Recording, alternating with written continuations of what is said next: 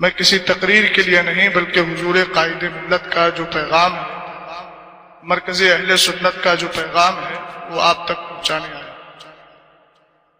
مرکز اہل سنت کا پیغام قوم مسلم کے نام بموقع عرس تاج الشریعہ۔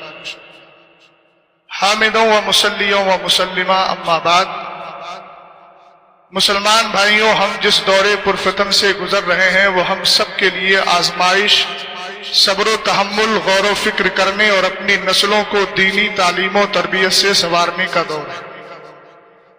دین مخالف طاقت اسلامی تعلیمات، روحانی ماحول، مذہبی شعار اور ہماری نئی نسل کو ارتداد کی آگ میں جھونکنے کو تیار ہیں اور اپنے اس ناپاک مقصد کو پورا کرنے کے لیے ہر طرح کا حربہ استعمال کر رہی ہے۔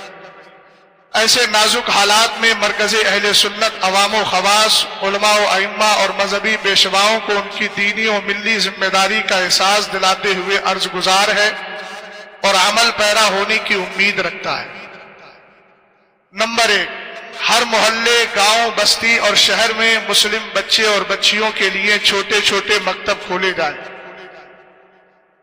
بالخصوص میں جماعت رضائے مصطفیٰ کے جو افراد یہاں موجود ہیں اور جو برانچ لیے ہوئے ہیں، ان کی ذمہ داری زیادہ بنتی ہے، اس پر خاص طور سے توجہ کریں تاکہ آپ حضرات کا قدم دوسروں کے لیے آئیڈیل اور نمونہ بن جائے، اور ہر بچے کو بچپن ہی سے اسلام کے بنیادی عقائد و مسائل سکھائے جائیں اور ان کے دلوں میں اللہ عز و جل کی عظمت، رسول اللہ صلی اللہ علیہ وسلم کی محبت اور اسلام کی اہمیت بٹھائی جائے اور ان کو بزرگوں کی زندگی پڑھائی جائے۔ نمبر 2، بچے سادہ کاغذ کی مانند ہیں، ان کے ذہن و دماغ میں وہی باتیں بٹھائی جائیں جو ان کی دنیا اور آخرت کے لیے فائدہ مند ہو۔ اچھا معاشرہ بنانے کے لیے اپنی اولاد کو جہاں تک ہو سکے سوشل میڈیا سے دور رکھا جائے۔ نمبر 3، جو بچیاں ہندی اسکول، کالجز وغیرہ میں پڑھتی ہیں، والدین پر لازم ہے کہ ان پر خاص توجہ دیں اور ان کی تعلیم کا وہی طریقہ اختیار کریں جو شریعت کی نظر میں جائز ہو۔ نمبر 4، ارتداد، دین سے پھرنا، مذہب اسلام کو چھوڑنا، اس کو ارتداد کہتے ہیں۔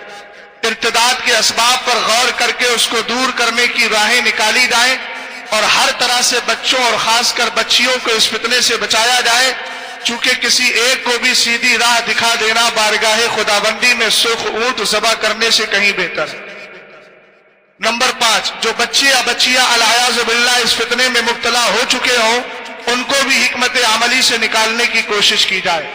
نمبر 6، جن بچیوں کے ارتداد میں مبتلا ہونے کا اندیشہ ہو تو ان کو ان کے گھر والوں اور رشتہ داروں کے ذریعے سمجھایا جائے اور ان کو اس دلدل سے نکالنے کی کوشش کی جائے۔ نمبر 7، جو بہت اہم ہے، اس پر خاص توجہ دیں، مسجدوں اور جلسوں میں اس عنوان پر قابل اور معتبر علماء و خطبہ سے مہذب اور محتاط انداز میں تقریریں کروائی جائیں۔ لفظ محتاط پر خاص توجہ فرمائیے گا۔ نمبر 8، آس پاس اور ارد گرد بسنے والے مسلم سماج کے غریبوں، بیواؤں اور یتیموں کا بھرپور خیال رکھا جائے کہ کہیں کوئی مسلم غربت و مفلسی کی وجہ سے اسلام سے دور تو نہیں ہو رہا ہے۔ نمبر 9، ایمان و عقیدے کے لیے جس طرح کافر حربی نقصان دہ ہیں، اسی طرح گستاخان رسول صلی اللہ علیہ وسلم دیابنا وہابیہ بھی نقصان دہ ہیں، اس لیے اپنی بیٹیوں کو ہرگز ان کے نکاح میں نہ دیں۔ نمبر 10، سارے سنی ذوی العقیدہ مسلمان ایک دوسرے سے مل کر رہیں اور اپنے اندر مسلکی تسلط پیدا کریں، دین و سنیت کے نام پر کبھی بھی سمجھوتا نہ کریں کہ یہ بے دینی اور بد مذہبی ہے۔ نیز اعلیٰ حضرت اور مرکز سے بدظن ہونے کے بجائے بہت سارے لوگ اس طرح کے ہوتے ہیں کہ جو یہ کہتے ہیں کہ مرکز کیا کر رہا ہے، کبھی قائد پر انگلی اٹھاتے ہیں، کبھی مرکز پر، اور افسوس یہ ہے کہ انگلیاں اٹھانے والے بھی اپنے گھر میں نرم بستر پر سو رہے ہو۔ بچی اگر کوئی بھی اگر اسلام سے دور ہوتی ہے تو پوری امت کی ذمہ داری ہے، آپ مسلمان ہیں، ہر ایک کی ذمہ داری ہے۔ اس لیے نیز اعلیٰ حضرت اور مرکز سے بدظن ہونے کے بجائے مرکز کو قریب سے سمجھنے اور پڑھنے کی کوشش کی جائے۔ حاسدین اور اعدائے دین کے بہکاوے میں کبھی نہ آئے کہ یہ تمہارے دین کو آگ کی طرح کھا جانے والے ہیں۔ اللہ تعالیٰ سے دعا ہے کہ ہم سب کو مذہب اہل سنت، مسلک اعلیٰ حضرت پہ تا دم مرگ استقامت عطا فرمائے۔